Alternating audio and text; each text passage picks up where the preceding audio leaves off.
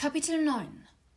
Als er in die Wohnung kam, sah die Großmadame ihn nur einmal an und gab ihm dann den Rat, sich vor dem Abendessen noch einmal hinzulegen. Er ließ sich aufs Bett fallen mit dem Gefühl, vor lauter Stress nie wieder schlafen zu können. Doch irgendwann wachte er auf, weil Tigris ihn sanft an der Schulter rüttelte. Von dem Tablett auf seinem Nachttisch wehte der tröstliche Geruch von Nudelsuppe herüber. Manchmal bekam sie von Metzger Hühnerknochen geschenkt und dann zauberte sie daraus etwas Wunderbares. »Corio«, sagte sie, »Satyria hat schon 3-mal angerufen und mir fällt langsam keine Ausrede mehr ein. Na komm, iss die Suppe und ruf sie zurück.« Hat sie nach Clemensia gefragt? Wissen alle Bescheid? Platzte es aus ihm heraus. »Clemensia Dovecote? Nein, was ist mit ihr?« fragte Tigris. Es war schrecklich. Er erzählte ihr die Geschichte in allen Einzelheiten. Tigris wurde immer bleicher. »Dr. Gall hat sie von den Schlangen beißen lassen? Wegen einer harmlosen Notlüge?« »Allerdings, und es war ihr völlig egal, ob Clemmy überlebt«, sagte er. »Sie hat mich einfach weggeschickt, damit sie in Ruhe ihre Cracker essen konnte.« »Das ist sadistisch oder komplett wahnsinnig«, sagte Tigris. »Willst du sie melden?« »Bei wem sollte ich sie melden? Sie ist die oberste Spielmacherin, die rechte Hand des Präsidenten. Sie würde sagen, dass wir selber schuld sind, weil wir gelogen haben.« Tigris dachte darüber nach. »Gut, dann melde sie nicht und stell dich auch nicht gegen sie. Geh ihr möglichst aus dem Weg.« »Das ist nicht so einfach als Mentor. Sie taucht andauernd in der Akademie auf, um mit dem mutierten Kaninchen zu spielen und absurde Fragen zu stellen. Ein Wort von ihr kann darüber entscheiden, ob ich den Preis gewinne oder nicht.« Er rieb sich mit den Händen über das Gesicht. »Arachne tot, Clemensia mit Gift vollgepumpt und Lucy Gray. Das ist noch so eine schreckliche Geschichte. Ich bezweifle, dass sie bis zu den Spielen durchhält, und vielleicht ist es sogar besser so.« Tigris gab ihm einen Löffel in die Hand. »Iss jetzt deine Suppe. Wir haben schon Schlimmeres überstanden. Snow landet immer oben?« »Snow landet immer oben«, sagte er mit so wenig Überzeugung, dass sie beide lachen mussten. Danach kam er sich wieder ein bisschen normaler vor. Er aß ihr zuliebe ein paar Löffel Suppe, dabei merkte er, dass er einen Bärenhunger hatte und schlang den Rest schnell herunter. Als Satyria wieder anrief, hätte er ihr fast alles gestanden, aber sie wollte ihn nur bitten, am nächsten Morgen auf Arachnes Beerdigung die Hymne zu singen. »Deine Heldentat im Zoo prädestiniert dich dazu, außerdem bist du der Einzige, der sie auswendig kann.« »Es wäre mir natürlich eine Ehre«, sagte er. »Gut.« Satyria schlurfte irgendetwas und die Eiswürfel in ihrem Glas klirrten. Dann holte sie tief Luft. »Wie läuft es mit deinem Tribut?« Coriolanus zögerte. Jammern würde kindisch wirken, als käme er nicht allein zurecht. Er bat Satyria eigentlich nie um Hilfe, doch dann dachte er an Lucy Gray, gebeugt unter der Last ihrer Ketten, und gab die Zurückhaltung auf. »Nicht so gut. Ich habe sie heute kurz gesehen. Sie ist sehr schwach.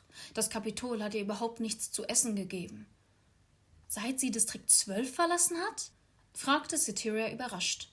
»Das sind ja, wie viele Tage? 4?« »5. Ich glaube nicht, dass sie bis zu den Hungerspielen durchhält. Ich werde gar keinen Tribut haben, den ich betreuen kann«, sagte er. »Und so wird es vielen Mentoren gehen.« »Das ist aber ungerecht. Das ist ja so, als müsstest du ein Experiment mit kaputten Geräten durchführen«, sagte sie. »Und die Spiele werden jetzt nochmal um mindestens 1 oder 2 Tage verschoben.« Sie schwieg kurz, dann fügte sie hinzu, »Lass mich sehen, was ich tun kann.« Er legte auf und wandte sich zu Tigris. »Ich soll auf der Beerdigung singen. Von Clemensia hat sie gar nichts gesagt. Anscheinend halten sie es geheim.« »Dann machst du es genauso«, sagte Tigris. »Vielleicht wollen sie den Vorfall unter den Teppich kehren.« »Vielleicht erzählen sie ja nicht mal Dekan Hyberton davon«, sagte er, und seine Miene hellte sich auf. Da fiel ihm etwas anderes ein. »Tigris, mir fällt gerade ein, dass ich gar nicht richtig singen kann. Und aus irgendeinem Grund war das Lustigste, was sie je gehört hatten.« Die Großmadame jedoch fand es gar nicht zum Lachen und weckte ihn am nächsten Tag im Morgengrauen, um mit ihm zu üben.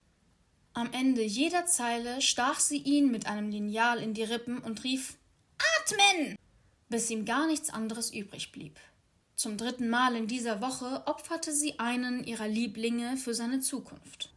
Sie steckte ihm eine hellblaue Rosenknospe an seine sorgfältig gebügelte Uniformjacke und sagte: »Die passt zu deinen Augen.« In diesem eleganten Aufzug mit Haferflocken im Bauch und dem Brustkorb voller blauer Flecken, die ihn ermahnten, das Atmen nicht zu vergessen, begab er sich zur Akademie. Obwohl es Samstag war, meldeten sich alle Schüler zur ersten Stunde und stellten sich dann auf der Freitreppe der Akademie auf, schön alphabetisch und nach Kursen getrennt.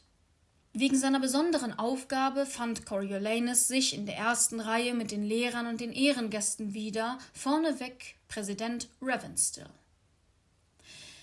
Cytherea gab ihm einen kurzen Überblick über den Ablauf, doch er konnte sich nur merken, dass die Hymne die Zeremonie eröffnete. Es machte ihm nichts aus, vor Publikum zu reden, öffentlich gesungen hatte er jedoch noch nie. Dafür gab es in Panem kaum je Gelegenheit. Nicht zuletzt deshalb hatte Lucy Gray mit ihrem Lied so viel Aufmerksamkeit erregt.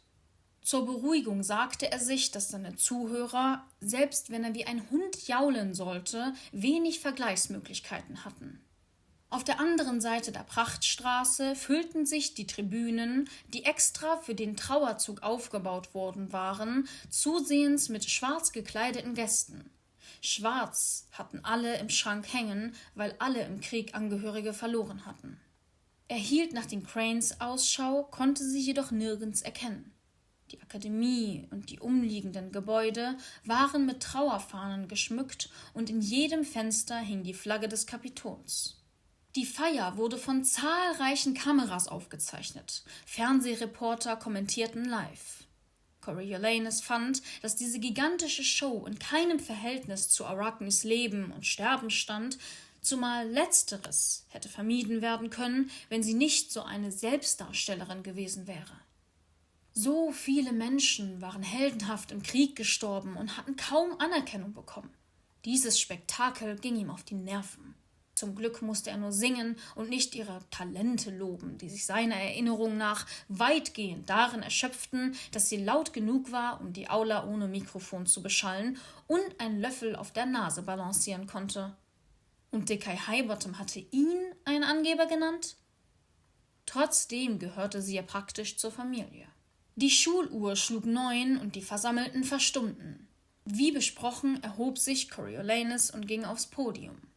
Cytherea hatte ihm eine Begleitung versprochen, doch die Stille hielt so lange an, dass er schon Luft holte und loslegen wollte, als endlich eine blecherne Version der Hymne aus den Lautsprechern ertönte und ihm 16 einleitende Takte gab.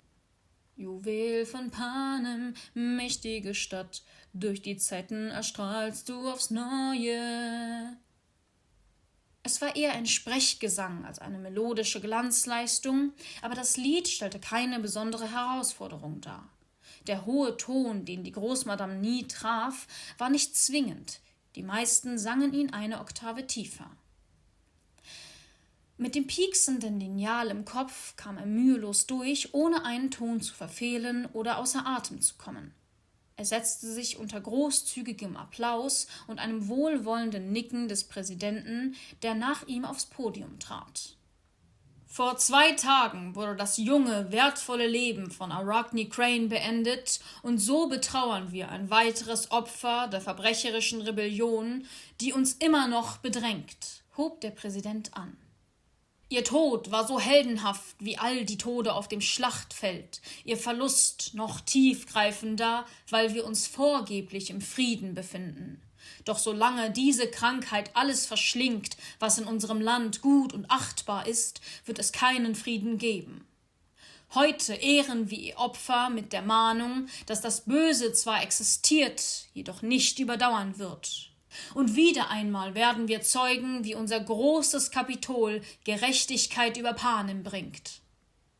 Mit tiefen, langsamen Klängen setzten die Trommeln ein. Die Versammelten reckten die Köpfe, und da bog der Trauerzug um die Ecke. Wenngleich nicht so breit wie der Korso, bot die Scholars Road, der Ehrengarde der Friedenswächter, doch genug Platz. Schulter an Schulter, 20 Mann in der Breite und 40 in der Tiefe, marschierten sie im vollkommenen Gleichschritt zum Rhythmus der Trommeln. Coriolanus hatte sich schon gefragt, weshalb man den Menschen aus den Distrikten derart unverblümt unter die Nase rieb, dass eine der Iren ein Kind aus dem Kapitol ermordet hatte, doch jetzt begriff er, was dahinter steckte. Auf die Friedenswächter folgte ein langer Tieflader mit einem Kran darauf. Hoch oben am Haken hing der zerschossene Körper von Brandy, dem Mädchen aus Distrikt 10.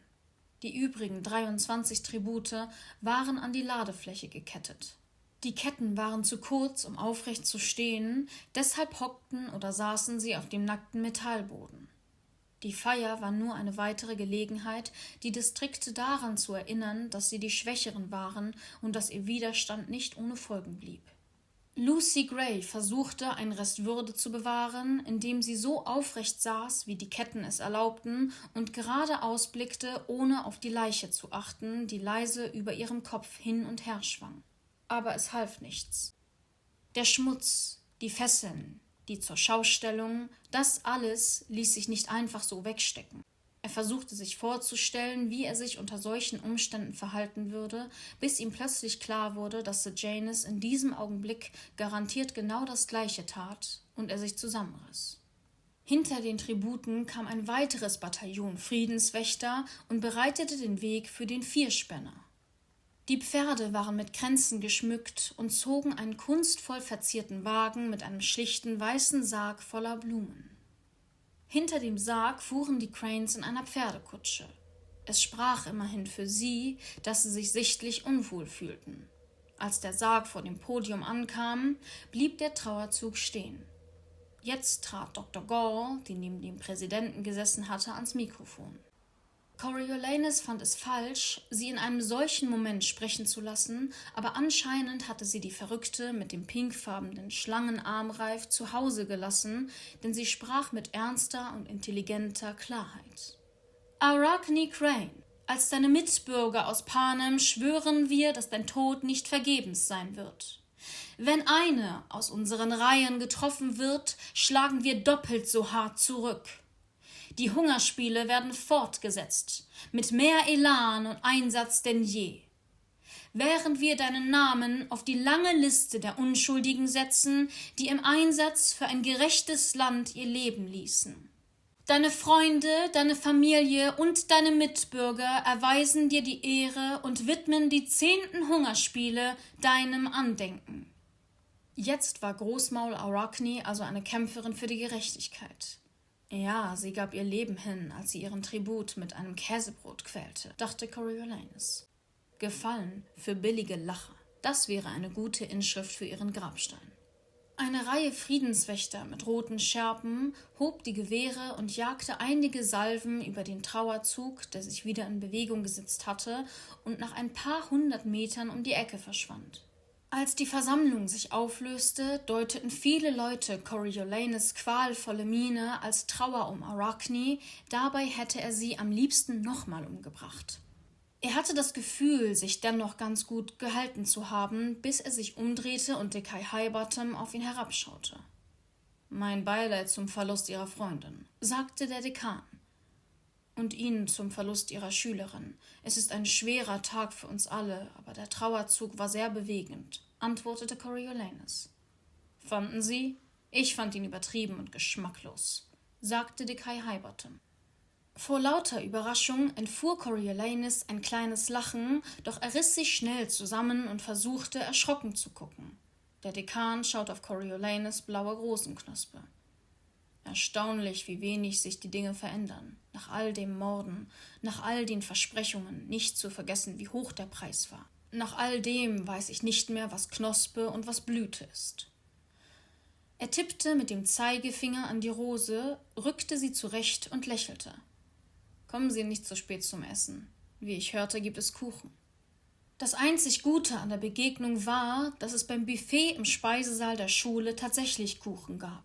Anders als am Tag der Ernte häufte Coriolanus sich diesmal jede Menge Brathähnchen auf den Teller und nahm sich das größte Stück Pfirsichkuchen, das er finden konnte.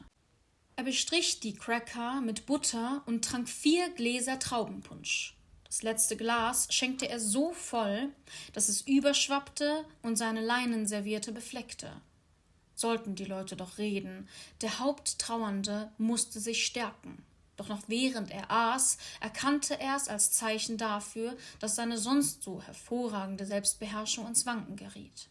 Die Schuld daran gab er Decay Highbottom mit seinen ständigen Schikanen. Was hatte er da gefaselt? Knospen? Blüten?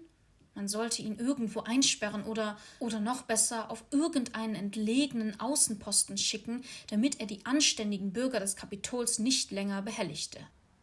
Beim bloßen Gedanken an ihn musste Coriolanus sich noch ein Stück Kuchen holen. Sejanus dagegen pickte an seinem Hähnchen und den Crackern herum, ohne ein Bissen zu essen. Coriolanus hatte den Trauerzug nur schwer ertragen können, aber für Sejanus musste es die reinste Qual gewesen sein.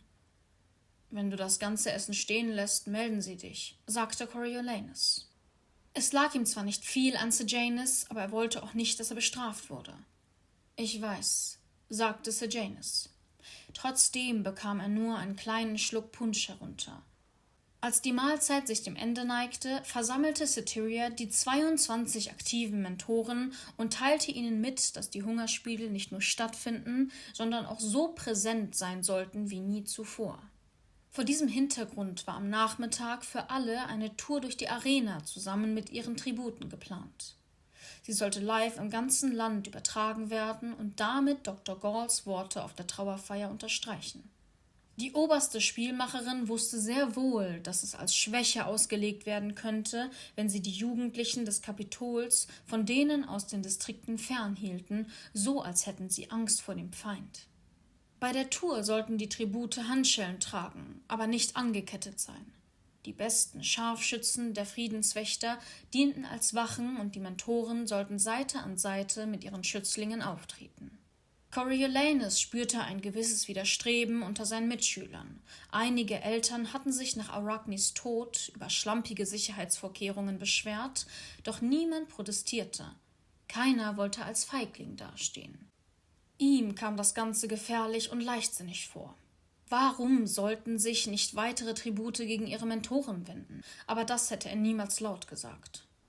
Er fragte sich sogar, ob Dr. Gall vielleicht auf weitere Ausschreitungen hoffte, damit sie noch ein Tribut bestrafen konnten, diesmal vielleicht vor laufender Kamera. Dass Dr. Gall sich schon wieder so kaltherzig zeigte, ließ ihn innerlich rebellieren. Er schaute auf Sejanus Teller. »Schon fertig?« »Ich krieg heute nichts runter«, sagte Sejanus. »Ich weiß nicht, was ich damit machen soll.« Ihr Bereich hatte sich geleert, Coriolanus breitete unter dem Tisch seine fleckige Leinenserviette auf dem Schoß aus. Als er sah, dass sie mit dem Wappen des Kapitols verziert war, kam er sich noch krimineller vor. »Leg's hier drauf«, flüsterte er. Sejanus schaute sich verstohlen um und legte das Hähnchen und die Cracker schnell auf die Serviette. Coriolanus wickelte es ein und stopfte es in seine Büchertasche. Man durfte kein Essen aus dem Speisesaal mitnehmen, schon gar nicht für die Tribute, aber wo sonst hätte er vor der Tour welches herbekommen sollen? Vor laufender Kamera konnte Lucy Gray das Zeug nicht essen, doch ihr Kleid hatte tiefe Taschen. Es ärgerte ihn, dass die Hälfte seiner Beute an Jessup gehen würde, aber vielleicht würde sich die Investition auszahlen, wenn die Spiele losgingen. »Danke, du bist ein echter Rebell«, sagte Sejanus, als sie ihre Tabletts auf das Förderband stellten, das in die Küche lief. »Ja, mit mir ist nicht zu spaßen«, sagte Coriolanus. Die Mentoren quetschten sich in mehrere Transporter der Akademie und fuhren zur Arena, die auf der anderen Seite des Flusses errichtet worden war, damit die Menschenmassen nicht das Stadtzentrum überschwemmten. Seinerzeit hatte das riesige, hochmoderne Amphitheater als Veranstaltungsort für viele Wettkämpfe, militärische und andere Ereignisse gedient. Während des Krieges hatten hier prominente Hinrichtungen stattgefunden, weshalb es zur Zielscheibe von Luftangriffen der Rebellen geworden war. Das ursprüngliche Bauwerk stand zwar noch, war inzwischen jedoch stark zerstört und instabil, sodass es nur noch als Austragungsort für die Hungerspiele taugte. Die einst üppige, akkurat gepflegte Rasenfläche war vernachlässigt und verdorrt. Sie war von Bombenkratern durchlöchert, Unkraut war das einzige Grün. Überall lag Schutt herum, Metall- und Steinbrocken, und die 5 Meter hohe Mauer, die den Platz umgab, hatte unzählige Risse und Narben von Granatsplittern. Jedes Jahr wurden die Tribute mit nichts als einem Arsenal von Messern, Schwertern, Keulen und allem, was das Blutvergießen erleichterte, dort eingesperrt, während ihnen das Publikum zu Hause zuschaute. Am Ende wurde derjenige, der es geschafft hatte zu überleben, zurück in sein Distrikt gebracht, die Leichen wurden weggeräumt, die Waffen eingesammelt und die Tore der Arena bis zum folgenden Jahr geschlossen. Keine Instandhaltung, keine Sanierung. Wind und Regen wischten vielleicht die Blutflecken weg, Kapitolhände taten es nicht. Professor Sickle, die bei der Tour die Aufsicht hatte, wies die Mentoren an, ihre Schulsachen nach der Ankunft im Transporter zu lassen. Coriolanus stopfte sich die Serviette mit dem Essen in die Hosentasche und ließ den Saum seiner Jacke darüber hängen.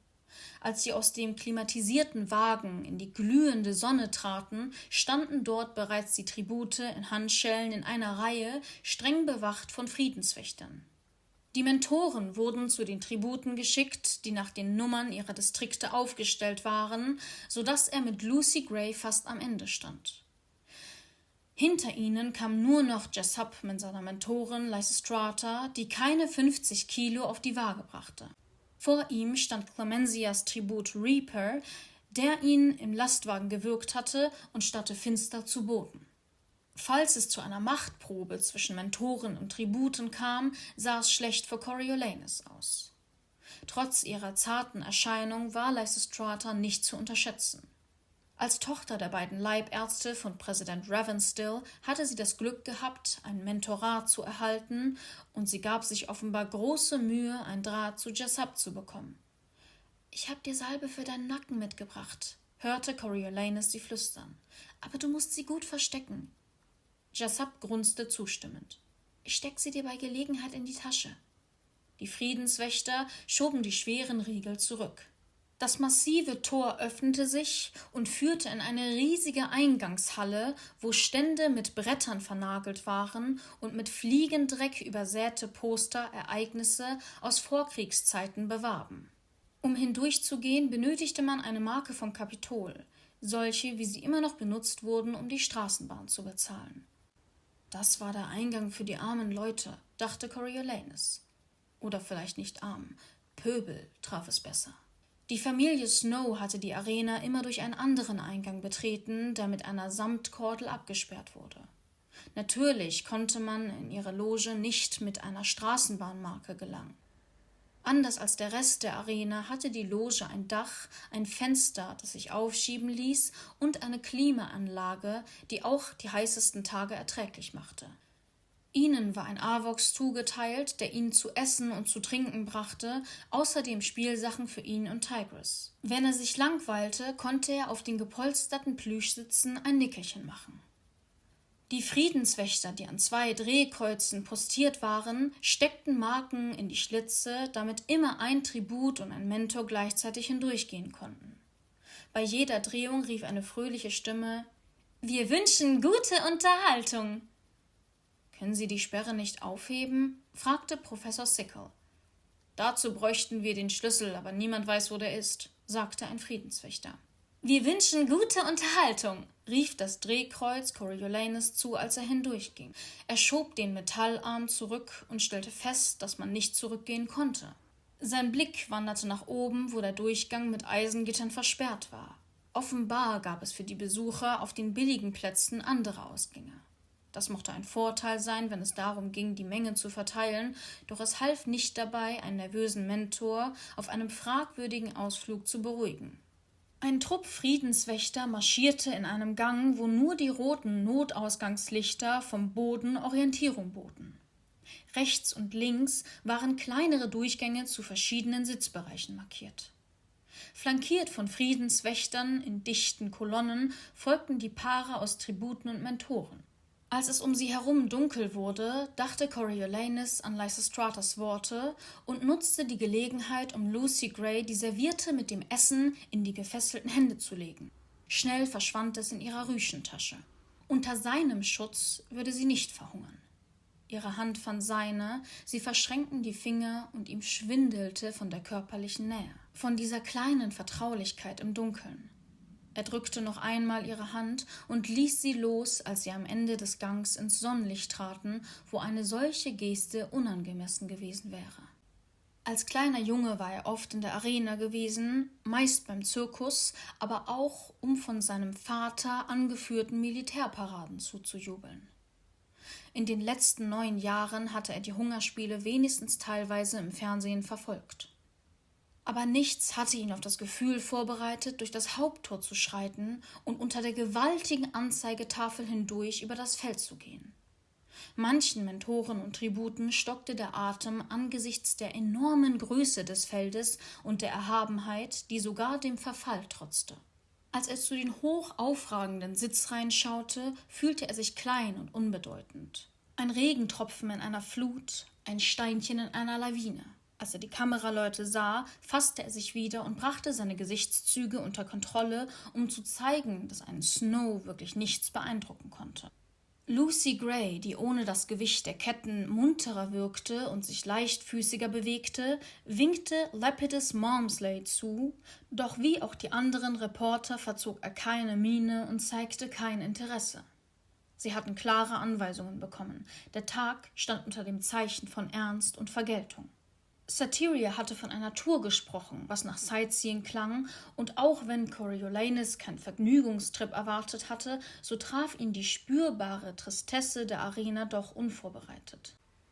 Die Friedenswächter, die an ihrer Seite marschiert waren, schwärmten aus, während die jungen Leute wie befohlen dem Anführertrupp unter die innere Begrenzung des Ovals folgten, eine lahme, freudlose Parade. Coriolanus erinnerte sich an die Zirkuskünstler, die auf ihren Elefanten und Pferden denselben Weg entlang geritten waren, freudestrahlend und in glitzernden Kostümen. Mit Ausnahme von Sejanus hatten vermutlich all seine Mitschüler ebenfalls zugeschaut.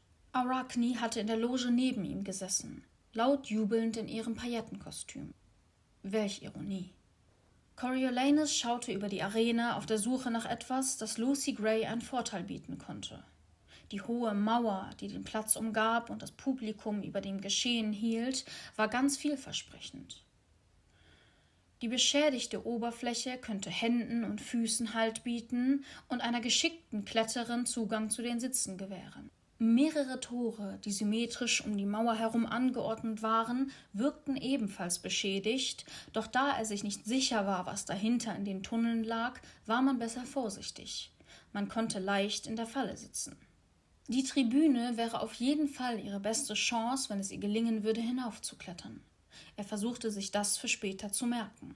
Als sich die Reihe auflockerte, flüsterte er Lucy Gray zu: »Das war schrecklich heute Morgen, dich so zu sehen.« »Na ja, immerhin haben sie uns jetzt etwas zu essen gegeben«, sagte sie. »Echt? Hatte sein Gespräch mit Satyria das bewirkt?« »Als sie uns letzte Nacht zusammengetrieben haben, sind ein paar zusammengeklappt. Da werden sie sich gedacht haben, dass sie uns was geben müssen, wenn sie noch jemanden für ihre Show übrig haben wollen. Hauptsächlich Brot und Käse. Wir haben Abendessen und Frühstück gekriegt, aber keine Sorge, ich habe noch genügend Platz für das, was in meiner Tasche ist.« Jetzt schien sie fast wieder die Alte zu sein. »Warst du das, der gesungen hat?« »Ach, das, ja«, gestand er. »Sie haben mich gebeten zu singen, weil sie dachten, dass Arachne und ich Freunde waren. Waren wir gar nicht. Und es ist mir unangenehm, dass du das gehört hast.« »Deine Stimme gefällt mir. Mein Papa hätte gesagt, dass deine Stimme Autorität ausstrahlt. Nur das Lied ist nicht so meins«, sagte Lucy Gray. »Danke, es bedeutet mir viel, wenn du das sagst«, antwortete er. Sie stieß ihn mit dem Ellbogen an. »Erzähl es lieber nicht rum. Für die meisten stehe ich noch unter einer Nacktschnecke.« Coriolanus schüttelte den Kopf und grinste. »Was ist?« fragte sie. »Du hast eine lustige Art, dich auszudrücken. Nicht per se lustig, aber sehr farbenfroh.« »Naja, per se benutze ich jedenfalls nicht oft, falls du das meinst«, witzelte sie. »Nein, mir gefällt das. Dagegen kommt mir meine eigene Ausdrucksweise so steif vor.« »Wie hast du mich an dem Tag im Zoo nochmal genannt?« fragte er. »Irgendwas mit Kuchen?« »Du meinst das mit dem Sahnestück? Sagt man das nicht so?« fragte sie. »Das war als Kompliment gemeint. Wo ich herkomme, kann Kuchen ziemlich trocken sein, und Sahne ist so selten wie ein weißer Rabe.« Einen kurzen Moment lachte er, vergaß, wo sie waren, vergaß die deprimierende Kulisse. In diesem Moment waren dann nur ihr Lächeln, ihre melodische Stimme und das zarte Flirten. Dann explodierte die Welt.